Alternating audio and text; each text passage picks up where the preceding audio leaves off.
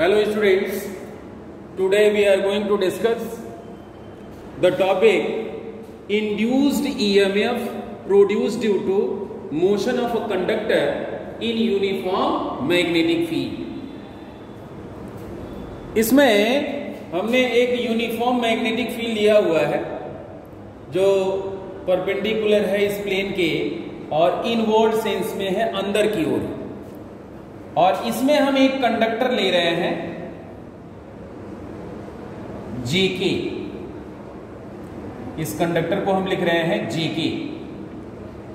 इसकी लेंथ हम एज्यूम कर ले रहे हैं L है, और इस कंडक्टर को हम इस मैग्नेटिक फील्ड के परपेंडिकुलर और इसके लेंथ के भी परपेंडिकुलर v वेलोसिटी से मूव करा। किस वेलोसिटी से? v वेलोसिटी से। अब हम सभी जानते हैं कि जो कंडक्टर होता है उसके अंदर बहुत सारे फ्री इलेक्ट्रॉन्स होते हैं। तो जब हम इस कंडक्टर को मूव कराएंगे तो इसके अंदर जो फ्री इलेक्ट्रॉन्स होंगे, हम एक इलेक्ट्रॉन यहां पे शो कर रहे हैं, ये जो फ्री इलेक्ट्रॉन्स होंगे इनके ऊपर फोर्स लगेगा। क्यों फोर्स लगेगा? क्योंकि हम जानते हैं कि जब कोई चार्ज पार्टिकल मैग्नेटिक फील्ड में मूव करता है तो उसके ऊपर फोर्स लगता है, और उसी फोर्स को हम क्या कहते हैं? लॉरेंस फोर्स कहते हैं। F is equal to Q V B sine theta. उसका फॉर्मूला क्या होता है? F is equal to Q V B sine theta.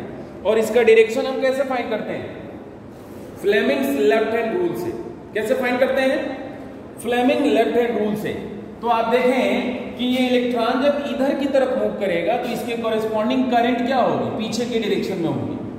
तो फ्लेमिंग लेफ्ट हैंड रूल में this is the direction of magnetic field, ये magnetic field का direction है, और इलेक्ट्रॉन के मोशन के कॉरेस्पॉन्डिंग करंट बैकवर्ड सेंस में होगी। तो फोर्स किधर लगेगा? नीचे की तरफ। किधर लगेगा? यानी इस इलेक्ट्रॉन पे फोर्स लगेगा नीचे की तरफ Fm, और ये जो मैग्नेटिक फोर्स होगा, the force acting on the electron due to the motion of the conductor, ये फोर्स कितना लगेगा?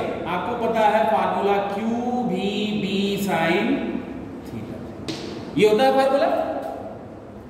और चार्ज इलेक्ट्रॉन का, इलेक्ट्रॉन के चार्ज में इसका मैग्नीट्यूड हम E इलेक्ट्रॉनिक चार्ज से लिख रहे हैं, EV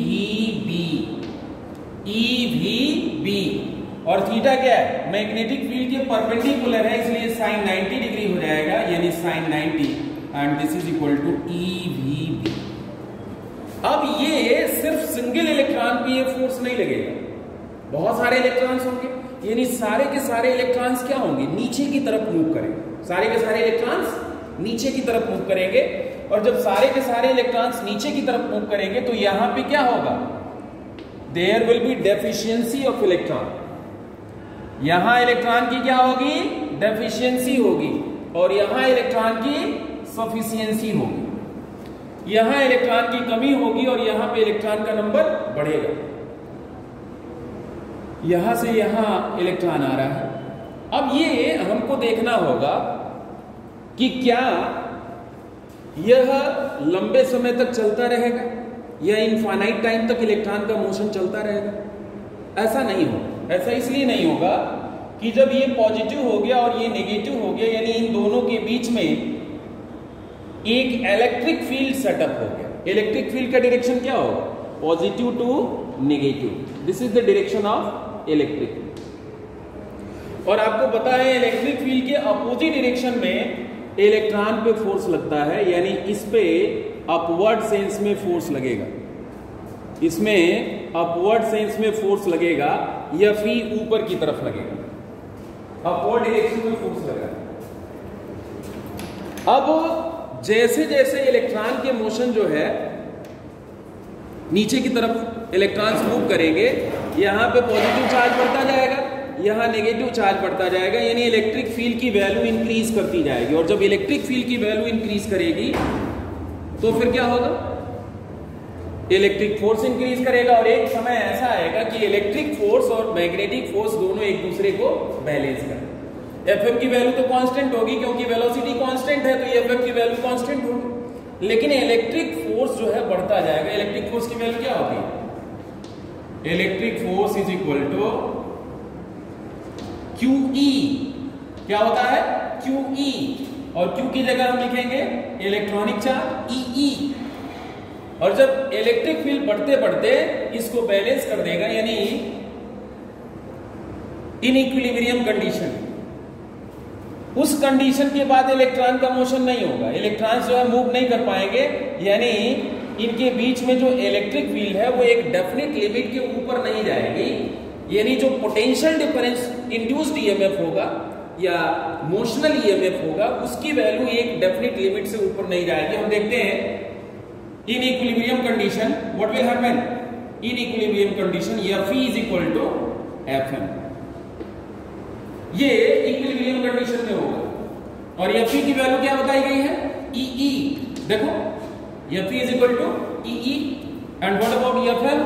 Fm is equal to EVB, E will be cancelled with E and you are left with what?